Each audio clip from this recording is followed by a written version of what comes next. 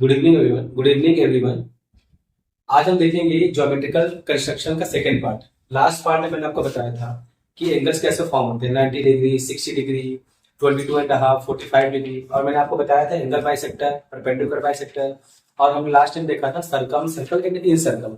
अब हम second part में देखेंगे कि हम सिमिलर ट्रायंगल कैसे कंस्ट्रक्ट करेंगे ना। तो आपके पास क्वेश्चन दिया हुआ है, construct a triangle similar to a given triangle with its side to the part of the corresponding sides of a given triangle।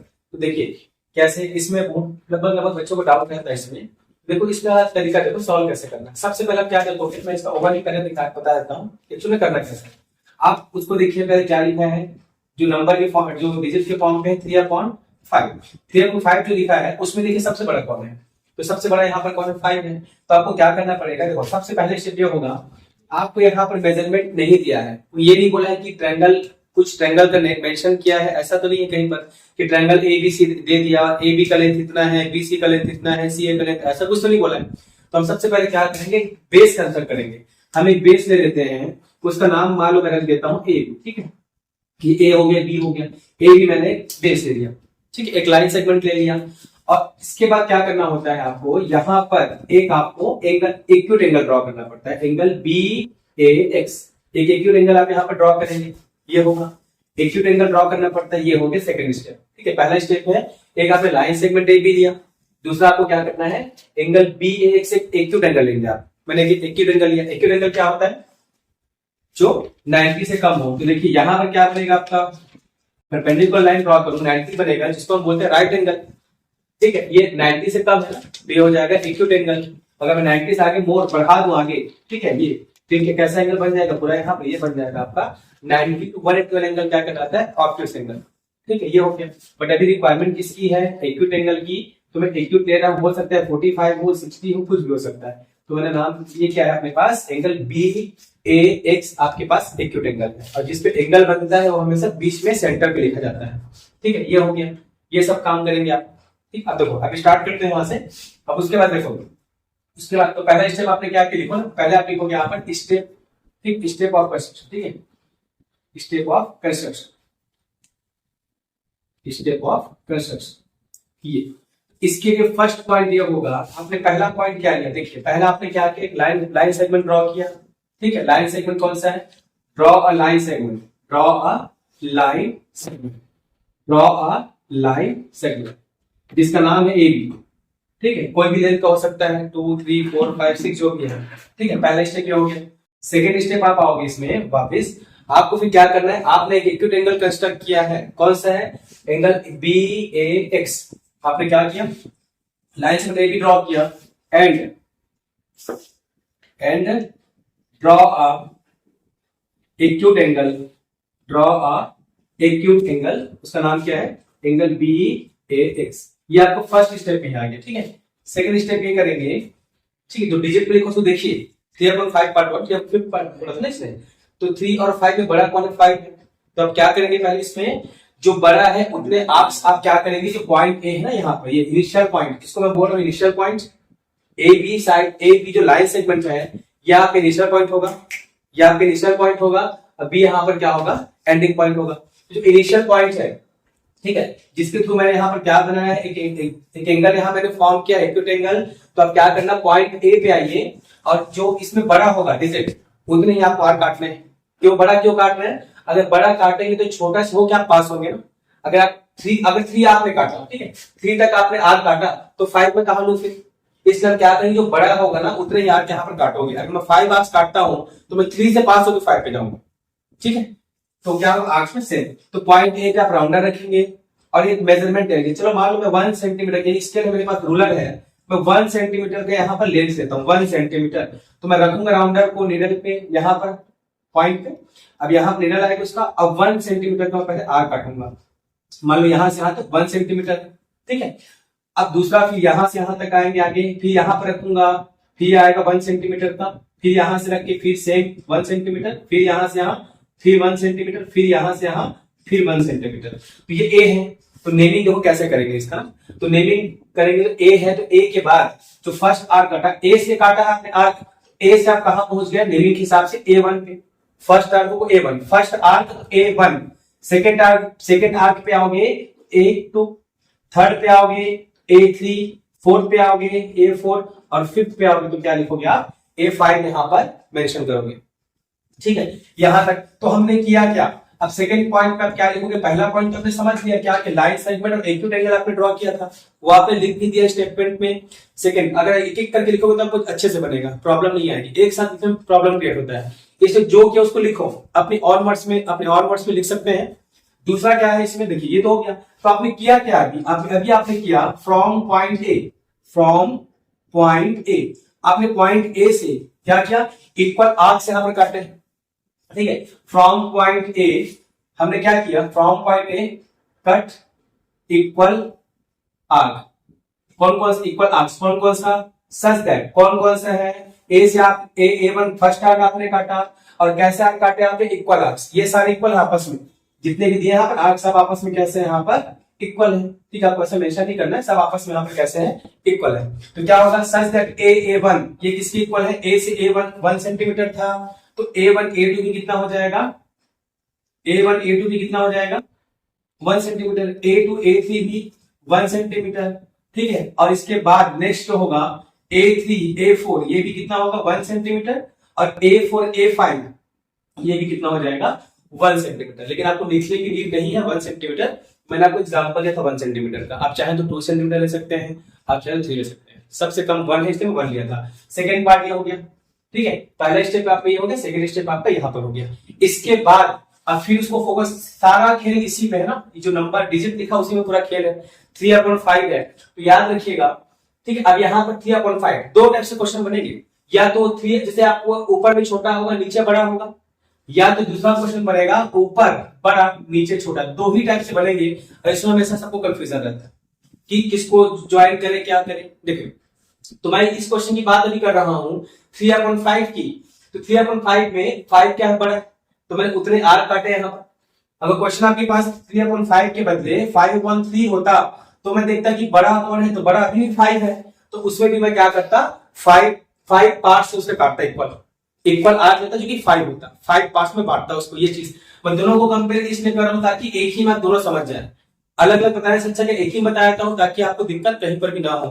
तो ये हो गया, तो दोनों कंडीशन पे क्या होगा 5 हमको यहाँ पर इक्वल आर्क काटने होंगे। ठीक है, दूसरा चीज आप देखते हैं कि डिनोमिनेटर पे कौन है, डिनोमिनेटर में यहाँ पर 5 है और यहाँ पर 3 है, यही पर मेन खेल है इसका। डिनोमिनेटर में यहाँ पर 5 है, डिनोमिनेटर में यहाँ पर क्या है 3 है, तो क्या करना, डिनोमिनेटर में नीचे में जो भी होगा उसको आपको क्या करना है, जो भी आपने पहले लाइन सेगमेंट लिया था उसके लास्ट पॉइंट से उसी 5 जो नीचे पार्ट होगा उसको ज्वाइन करना होगा। तो नीचे में 5 है तो 5 पार्ट में कौन है A5, तो आप क्या करो A5 से यहां पर B को ज्वाइन करो, ऐसा। ठीक है, अगर यहां पर सेकेंड क्वेश्चन 5.3 वाला क्वेश्चन होता तो आप क्या करते, 3 को आप यहां से ज्वाइन करते, ये क्वेश्चन रहता 3 से आप वहां पर उसको ज्वाइन करते हैं। अब B लगभग यही आसपास कहीं लेता मैं, यहां आसपास B होता, यहां पर ब्लैंक करता, तो मैं B इसको क्या करता A3 से B को ज्वाइन करता, उसके बाद उधर आगे बढ़ते, आगे चल के ये लाइन पे आगे बढ़ता, फिर आगे जाके मिल जाता। ठीक है, ये हो गया, तो मैं इसको यहाँ पर क्या कर दिया, मैंने यहाँ पर इसको ज्वाइन कर दिया, पहले से ये हो।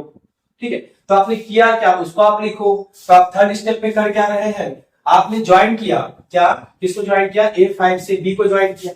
ठीक है, A5 से आपने B को ज्वाइन किया, तो आप लिख दो यहाँ पर आपने जो किया है ज्वाइन A5B को ज्वाइन किया। इसके बाद आपको ड्रॉ करना है, एंड ड्रॉ, आपको ड्रॉ करना है, क्या ड्रॉ करना है, एक पैरेलल लाइन ड्रॉ करना है आपको।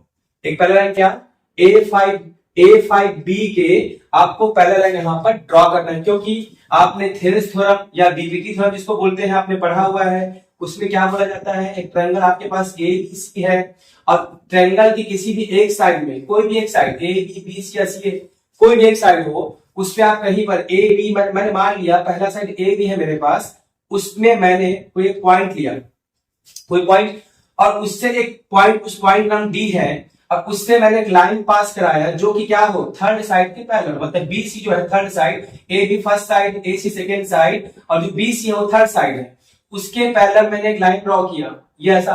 तो वो हमेशा क्या करेगा, इसको भी अगर AD/D भी हो रहा है, रेशियो सेम हो रहा है, तो क्या होगा AE/EC भी होगा, ये हमने थ्योरम में देखा है, इसके वीडियो में डाला हुआ है, उसमें आप देख सकते हैं। अगर प्रॉब्लम आपको इसमें कहीं पर डाउट है तो ठीक है। तो A B upon D B का जो रेशियो होगा, देखो जो साइड का रेशियो है, ये डी जो है क्या करेगा, ए बी को 2 पार्ट में बांटेगा।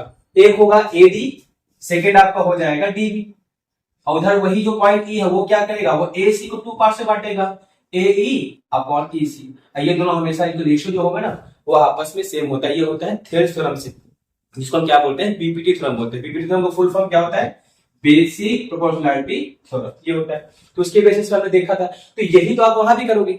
आपने सिमिलैरिटी जो पढ़ा, तो कंस्ट्रक्ट अ सिमिलर ट्रायंगल बोल रहे हैं, तो आप यही वहां बनाओगे। 2 ट्रायंगल्स फॉर्म करने वाले हैं। तो फर्स्ट ट्रायंगल, पहला वाला ट्रायंगल एबीसी जो बड़ा वाला ट्रायंगल था, दूसरा ट्रायंगल आपके पास बनने वाला है एडीई, ये 2 ट्रायंगल्स।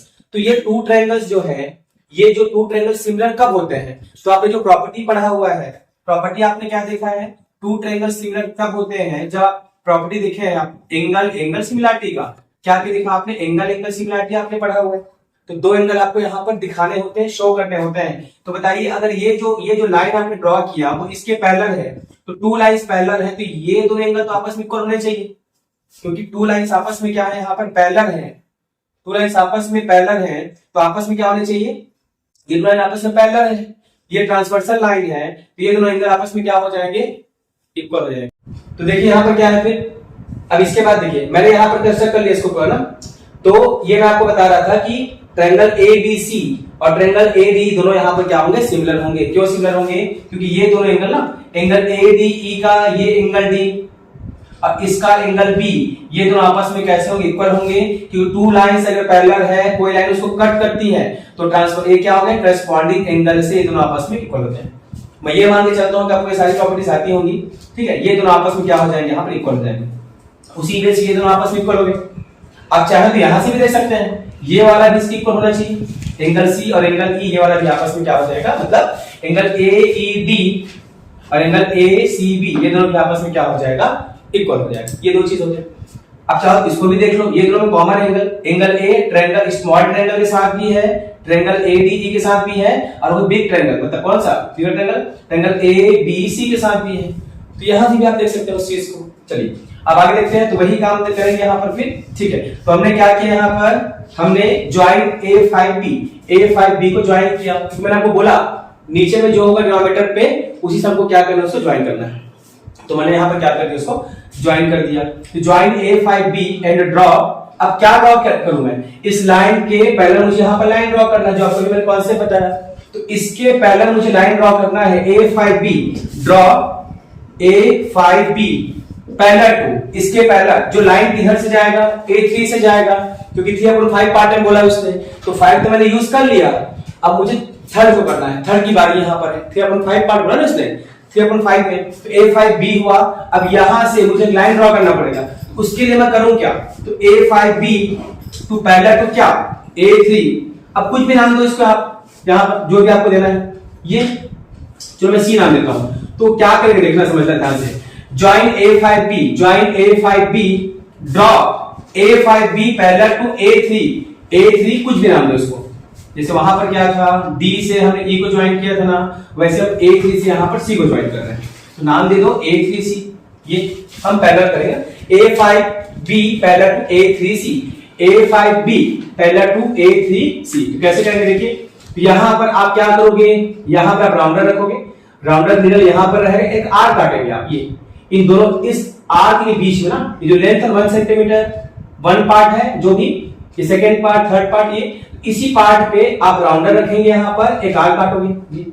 अब इसका मेजरमेंट देख लेना जितना आ रहा है, ठीक है। तो मैंने यहाँ पर एक आर काट लिया, अब वही काम मैं थर्ड पे करूंगा। तो यहाँ पर फिर राउंडर रखा मैंने, इसी आर के पे, ठीक है, एक आर, ठीक है, इसी लेंथ पे एक आर काटूंगा। ये अब मैं बहुत बड़ा काट के, अब प्रॉब्लम ये है कि ये कहां से लाइन लूंगा, जो लाइन लूंगा इधर से पास कराऊं, इधर से कराऊं, कहां से। लेकिन मेन यहाँ पर क्या है अपना पर्पस, कि यहाँ पर जो एंगल फॉर्म हो रहा है, मान लो यहाँ पर जो भी एंगल बन रहा है, जब तक वो एंगल यहाँ पर नहीं बनेगा तब तक दोनों सिमिलर हो ही नहीं सकते। इसलिए क्या करना है, एंगल आपको दोनों के यहाँ पर सेम फॉर्म करना पड़ता है, ठीक है। तो ये एंगल मान लो जो भी है, ठीक है, उसी बेस पे मैं यहाँ भी एंगल बनाऊंगा। तो मैंने एक आर्क, तो जैसा आर्क यहाँ पर काटा हूं वही आर्क मैंने यहाँ पर काट लिया, लेकिन यहाँ पर एक भी लाइन नहीं है, तो मैं एंगल कैसे मेजर करूं फिर उसका।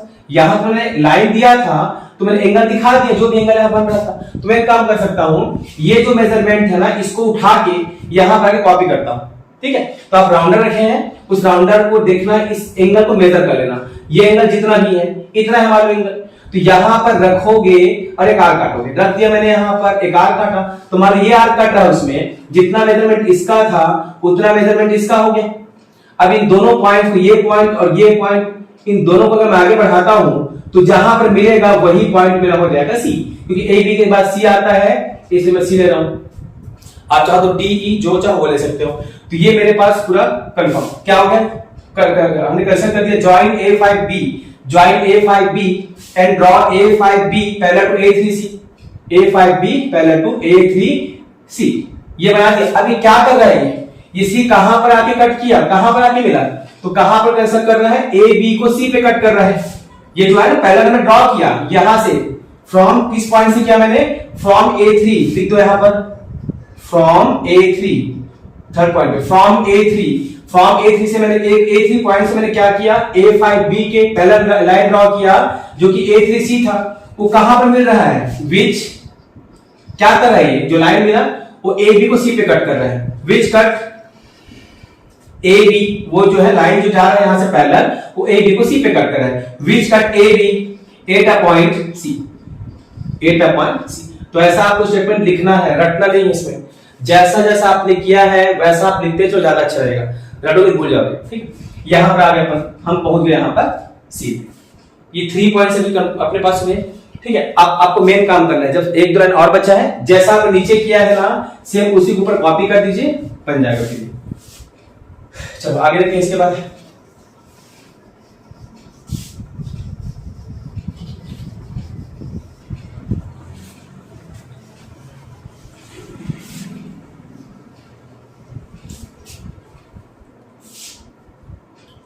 देखो नंबर पॉइंट 4 ना, नंबर 4।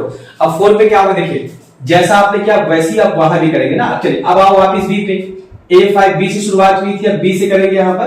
तो बी से फ्रॉम पॉइंट बी से क्या करेंगे, यहां पे कार काटेंगे, फ्रॉम पॉइंट बी से आकर कार काटा यहां पर, ये ऐसा बोल रहे यहां पर सीधा फ्रॉम पॉइंट बी, हाँ फ्रॉम पॉइंट बी ड्रॉ, या फिर हाँ सी से रुकिए एक मिनट को, उसकी को चलिए अब नेक्स्ट पॉइंट देखते हैं यहाँ पर 4th नंबर का। अब चलिए नंबर 4 पे क्या है, अब इतना तो आपने कर लिया, सेम यही प्रोसेस ऊपर में करेंगे, ठीक है। देखिए अब पॉइंट अभी आ गया आपके पास, तो जैसा आपने यहाँ लिया था पैरेलल लाइन, वैसे आप यहाँ से भी ड्रॉ कर सकते, दोनों जगह से आप ड्रॉ करेंगे, एक आप ड्रॉ करो दूसरा आपको मिल जाएगा। तो from point C, from point C, इस पॉइंट सी से फिर मैं क्या करूंगा, फ्रॉम पॉइंट सी ड्रॉ करेंगे सी, कुछ ही पॉइंट है यहां पर, कैसे लिखूं इसको यार मैं, एकदम लास्ट फिर वो गलत हो रहा, बहुत लंबा हो जाता। चलिए नेक्स्ट पॉइंट नंबर 4 देखते हैं यहां पर। अब जैसा हमने यहां पर दो लाइन पैरेलल ड्रॉ किया था, ठीक है, A5B पैरेलल टू A3C, जो क्या कर रहा था, पॉइंट सी जो है AB को C पे कट कर रहा था ना, पॉइंट जो C था, वैसे देखो यहां से करेंगे आप, पॉइंट C से लेते हैं, फ्रॉम पॉइंट C, इस पॉइंट C से मैं पैरेलल ड्रॉ करूंगा, उसको नाम देते हैं ड्रॉ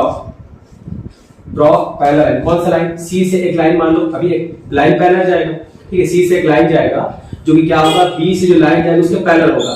तो मान लो लाइन कौन सा है, C, और इधर कुछ नाम देते, ठीक है, C डेस, ठीक है, ड्रॉ C डेस, C से C डेस एक लाइन गया, वैसे वो पैरेलल किसके होगा, ठीक है, C dash parallel to B से कुछ लाइन जाएगा, एक लाइन B से B डेस, ठीक है, C dash parallel to B dash. अब चाहो तो कुछ और लिख सकते हो, जरूरी कि C डेस ही लिखो, कुछ और, या इसी को चेंज कर लो C ऊपर, जैसा आप चाहो लिख सकते हो, उससे कोई दिक्कत नहीं है।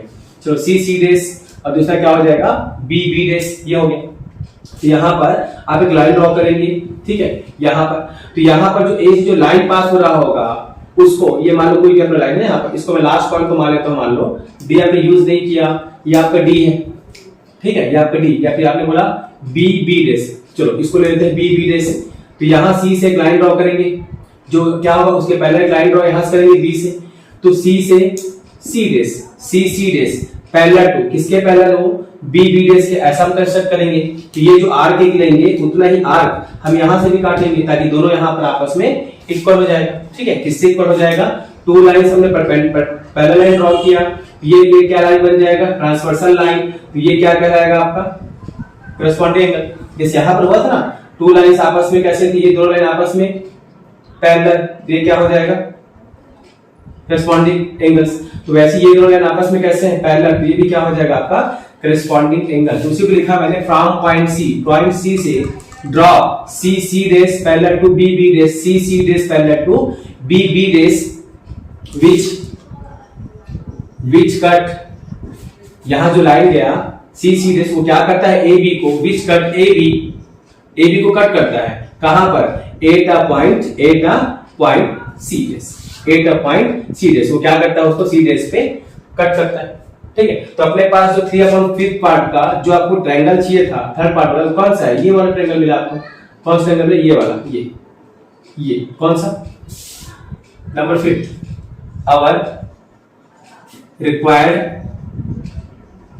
Triangle is, our required triangle is कौन सा है, C dash A B, C dash A C, ये आपके पास मिल गया, हो गया, ये मिला। अब आप क्या बोल सकते हैं, ये जो ट्रायंगल आपको मिला इसमें का ये एंगल इस वाले ट्रायंगल के ये इसके इक्वल है, और ये दोनों में कैसा एंगल है, दोनों में कैसा, ये कॉमन एंगल है। तो चलिए इसकी बात कर लेते हैं अपन यहां पर। नाउ